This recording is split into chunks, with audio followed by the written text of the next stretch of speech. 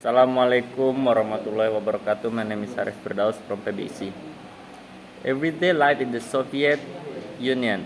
The shopping ran around. The author Harits Smith was head of the New York Times office in Moscow from 1971 to 1974. The following passage is adapted from Mr. Smith's book, The Russians, which was published in 1976 by Quadrangle or the New York Times Book Company. 1. I had heard about consumer shortage before going to Moscow, but only when we began to shop that did the Russian consumers' problem really have meaning for me. Customers the world over wait in lines, but Soviet lines have a special quality all their own.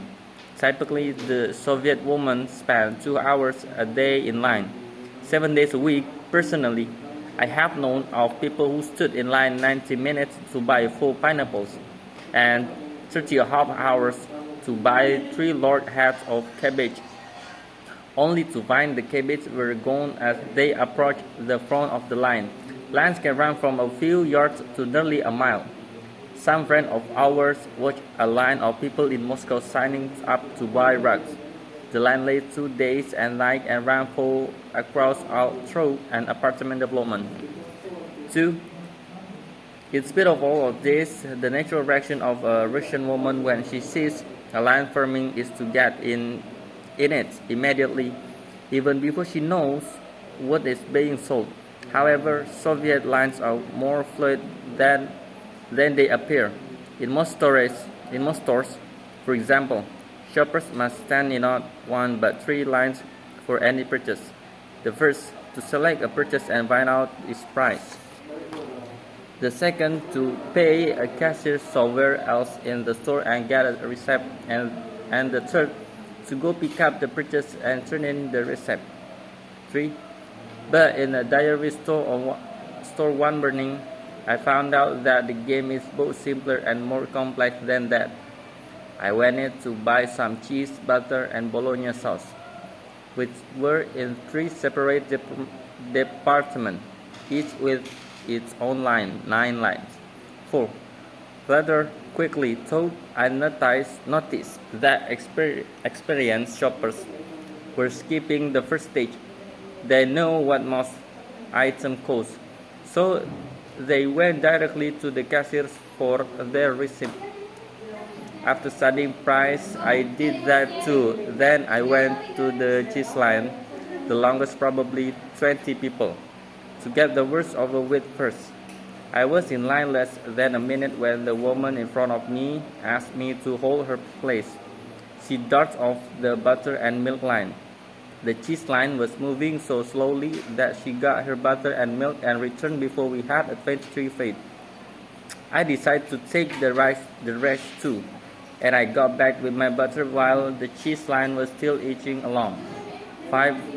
Then it suddenly occurred to me that all over the store, people were getting into line, holding place, leaving, returning.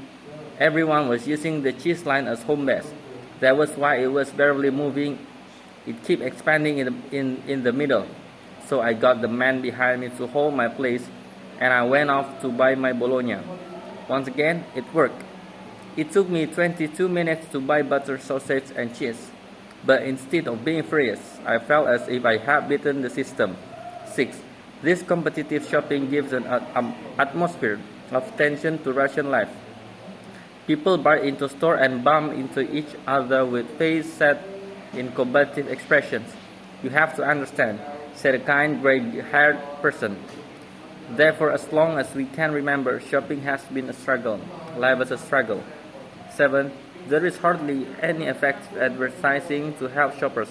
Americans complain about the constant commercials in the United States, but they might reconsider if they were exposed to the consumer blackout in Russia. A typical Soviet ad might be, if you want to live to a ripe old age and be beautiful, mother throw and thoroughly drinking tea. Most newspapers publish without ads. The shipper has no handy yellow page or the daily newspaper, supermarket, or department store and to help her decide where to shop. 8. Bribery is widespread. Low paid $80 or $20 monthly. Sellers please take a portion of attractive items and sell them secretly to regular customers who have either left a brief in advance or can be counted on to pay high price on delivery. 10 to 15 rubles on a 60 ruble raincoat in standard. In 1976, the ruble was equivalent to $132. 9. So common in this practice that the Soviet press is always complaining about it, but it doesn't do any good. Crocodile. The Soviet humor magazine. One show a department store employee promoting some newly arrived items. 3 customers in the leather goods department, 1,500 important woman person have been received. 450 of them have been bought by store employees. 49 are under the counter and have been ordered in advance for friends. 1 purse is in the display window. We invite you to visit the leather department to buy this purse. Assalamualaikum warahmatullahi wabarakatuh.